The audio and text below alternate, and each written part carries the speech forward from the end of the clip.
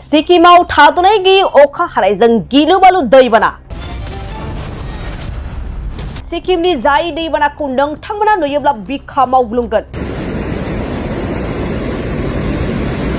सोरहाबा न' गैजायै, सोरहाबा गारि मथर गैजायै, सोरनिबा जिउ खहा जानांदों।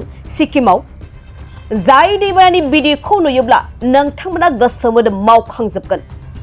गिलु बालु दैबानानि गाग्लोबनायाव सिक्किमनि थागिबि सुबुंफोरनि मेगनाव दुखुनि मोदै। सिक्किमनि गोबां सुबुंफ्रा गिलु बालु दैबानाजों गोजावनांदों। सिक्किमाव गिलु बालु दैनि दाहार, रोजा रोजा न' बां सिलिंखार। हिमाचल प्रदेशनि उनाव बे बाराव गिलु बालु दैबानानि महर लादों हादरनि सिक्किमाव। गिलु बालु दैबानानि गेजेरजों भुगिनांदों सिक्किमनि रायजो राजाफ्रा। गोबां न' बां, गारि मथरनि खहा जानो गोनां जादों सिक्किमनि खना खनला ओनसोलाव।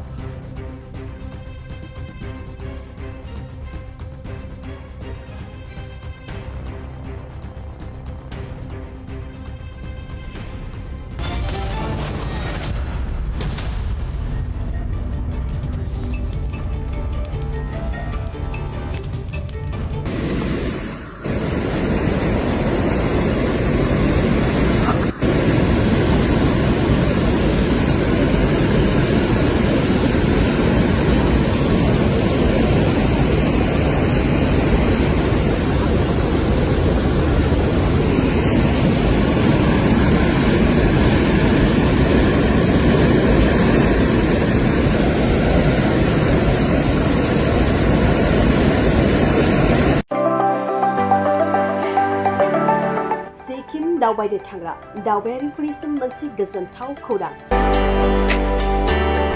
बर'नि फिसा सिया ब्रह्मनि नाजानायाव सिक्किम दावबायारिफ्रा मोनसिगोन साबसिननिफ्राय हामसिन हस्पिटेलिटी, लोगोसे हादोर आरो गुबुन हादोर दावबायनायनि टुर पेकेज। सिया ब्रह्मआ सिक्किमाव दावबायारिफोरनि थाखाय गोदानै बेखेवदों 3 स्टार आरो 4 स्टार थाखोनि हटेल। लोगोआव दंफायो जानो लोंनो सुबिदा गोनां उदां रेजर्ट। बे हटेलावनो मोनबावनो हागोन गोजोनै सम बारहोनो सुइमिं पुल, देहा राफोद खालामनायनि थाखाय जिम गेलेनाय आरो देहा मोदोम नाजानायनि सुबिदा।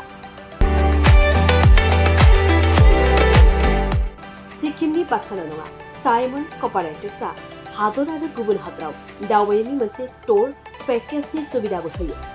हादरनि गुबुन गुबुन बेरायथावना जायगा जेरै काश्मीर, कातार, विश्वदेवी, जगन्नाथ, पुरी, आन्दामान, गोवा, बम्बे, द्वारका, बेंगालुरु, मैसूर, सिमला, मनाली बायदि बायदि, लोगोसे गुबुन हादरनि जेरै Dubai, Thailand, Singapore, Malaysia, Hong Kong, Macau, Indonesia, France, Switzerland आरो इउर'प बायदि बायदि समायना नों बेरायनो लुबैनाय जायगाफोराव बेरायनायनि सुबिदाखौ लानो हागोन।